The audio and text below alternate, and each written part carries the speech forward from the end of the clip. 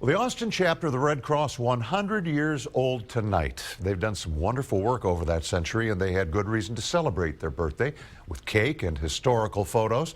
KXAN's Heather Jackson spoke with them about the tragedies they've helped Central Texans deal with. Felt like everything was in its right place. In 1984, Rigo Vallejo and his wife felt on top of the world after saying "I do" in Austin. It was just before I graduated.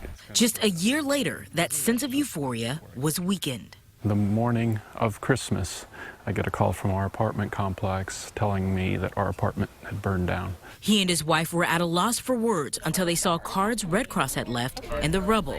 Without their help, Rigo says it would have been hard to move on. I would have felt on my own. And that's a much harder position to recover from. Red Cross representatives tell me that the #1 call for help that they get here in Central Texas is related to apartment or house fires. Marty McKellips with Central Texas Red Cross says they respond to fires at least once a day. In the middle of the night, a volunteer will get out of bed and go to the scene of a home or apartment fire and help the families. That type of dedication is something Rigo says he will never forget.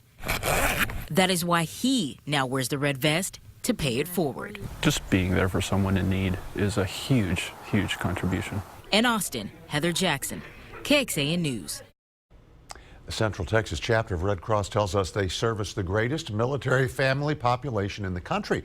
Last year, they sent 3,000 emergency notifications from family members to active duty military deployed overseas. And they are also the official means of communication between soldiers, sailors, Marines, and their families.